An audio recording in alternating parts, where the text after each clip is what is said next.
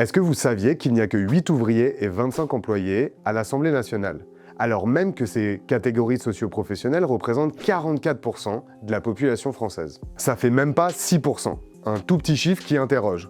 Comment parler de démocratie représentative sans représentation des classes populaires? Parce qu'on va pas se mentir, accéder à la classe politique, c'est un combat monstre pour celles et ceux qui veulent s'engager. C'est pour ça qu'une équipe de militants, de chercheurs et d'élus a lancé Démocratiser la politique. C'est une coalition transpartisane qui veut installer dans le débat public le concept de parité sociale. Comme dans le combat pour la parité femmes-hommes, il voudrait qu'on se penche collectivement sur l'absence des classes populaires en politique. Pour cela, il prépare un rapport qui mélange des données chiffrées et des expériences militantes pour comprendre les blocages que rencontrent les classes populaires urbaines et rurales à leur engagement en politique, et l'impact de ce plafond de verre sur leur engagement. Le but n'étant pas de faire revenir les classes populaires aux urnes, donc de lutter contre l'abstention, mais plutôt de faire revenir le peuple parmi nos représentants. En gros, de rééquilibrer la balance sociale en politique. Kevin Vacher et Annie Lamère nous ont détaillé ce travail d'analyse en cours et de mobilisation à venir pour la parité sociale.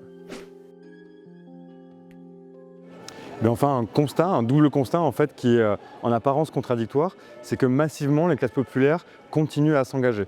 On l'a vu avec les Gilets jaunes, on le voit avec le mouvement associatif des quartiers populaires depuis une quarantaine d'années, et puis on le voit aussi quand on étudie les candidatures aux élections. Il y a en France, sur ces 25 dernières années, 2,7 millions de personnes qui ont candidaté au moins une fois à une élection. Et ces gens-là sont à peu près représentatifs de la société française, de ses classes sociales. Et pourtant, quand on va regarder la représentation nationale, l'Assemblée nationale particulièrement, ça fait plusieurs élections législatives où on a des assemblées où il n'y a que 5% de classes populaires. Donc comment est-ce que ça se fait qu'il y a autant d'engagement des classes populaires, mais aussi peu de représentation? Et on s'est dit en fait que pour arriver à trouver une stratégie et changer cette situation, il fallait prendre un temps pour nous écouter les uns les unes les autres, entre ruralité, monde urbain, entre tout type de classe populaire, et produire une analyse commune. Et aussi trouver les solutions, les préconisations, les modalités de mobilisation qui feraient qu'on pourrait aboutir à une parité sociale. C'est cette idée que comme pour la parité de genre, femmes-hommes, on pourrait avoir aujourd'hui des assemblées, des conseils municipaux qui nous représenteraient socialement parlant, où il y aurait autant d'ouvriers, d'employés, de cadres, d'intellectuels qu'il y en a dans la société. Quand on a fait le constat que les classes populaires continuent à s'intéresser à la politique, qui continuent à candidater parfois à des élections, en fait on comprend rapidement que c'est la vie politique qui pose problème. Et donc on se dit qu'il y a peut-être une articulation à avoir et qu'il y a peut-être des changements politiques structurants, structurels à obtenir pour que les gens aient un vrai intérêt à la politique. Et donc on s'est concrètement réunis dans 4 ateliers, dans 4 endroits de France, dans le département de l'Ain, autour de Roubaix, à Marseille et en Île-de-France. On a commencé à raconter nos histoires respectives, à l'intérieur ou à l'extérieur du champ politique. On a des gens qui viennent des partis, de droite ou de gauche, des gens qui sont à l'extérieur des partis mais qui ont été confrontés à la vie politique.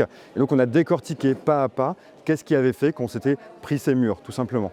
Et lui, il a fait Zospo, toi, tu vois. Mais moi, j'ai un profil atypique. Kevin cherchait des gens en Île-de-France qui puissent intégrer leur groupe de travail.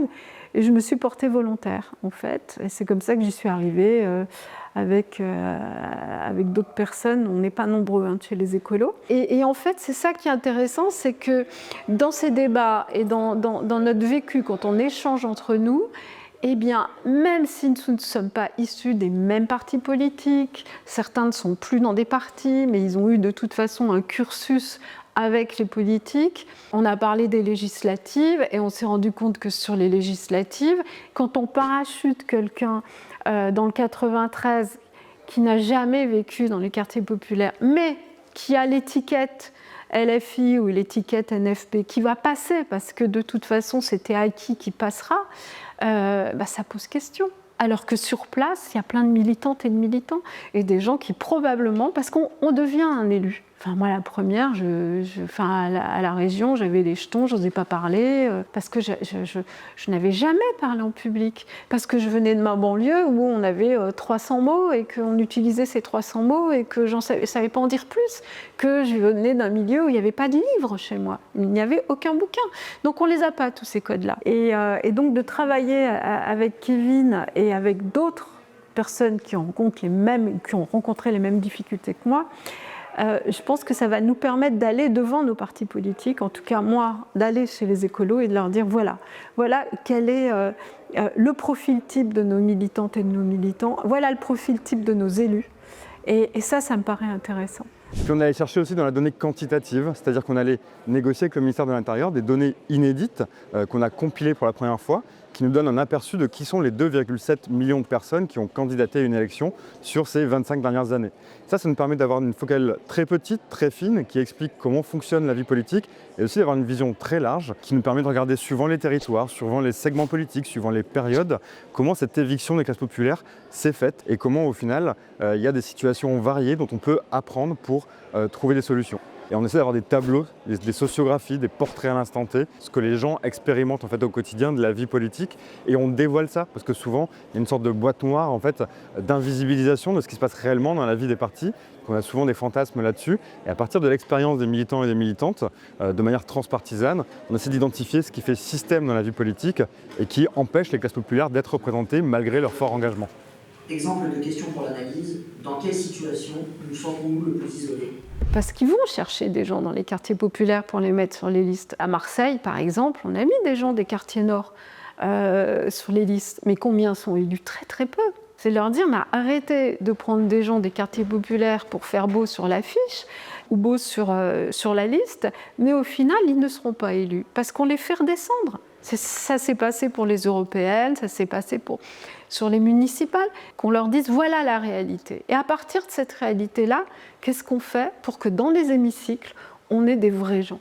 L'objectif, en mettant la rigueur des sciences sociales au service d'un propos politique, d'un problème politique qui est posé, qui est connu, cette critique sociale de la démocratie, c'est d'obtenir une analyse que personne ne peut contester. Cette analyse-là, elle soit discutée par les premiers concernés, qu'elle soit vérifiée par des chiffres et puis qu'elle soit discutée également avec les décideurs et les décideuses, notamment les hommes et femmes politiques qui dirigent les partis et la vie politique. Le travail de recherche va aboutir sur un rapport à la fin de l'hiver prochain, un rapport qui va analyser le problème, développer des préconisations et constituer autour de nous une coalition de gens concernés ou alliés qui sont prêts à agir ensemble pour la parité sociale. Donc on se demande aujourd'hui quels sont les outils de mobilisation, d'éducation populaire qui feraient que ça pourrait devenir un débat public récurrent et qu'à chaque élection, les gens se demandent mais est-ce que ces gens me représentent ? Est-ce que ces gens ils ont fait en sorte que la société soit représentée jusqu'au plus haut niveau du pouvoir ? Et comment est-ce que je peux, moi individuellement ou collectivement, me mobiliser pour ça ?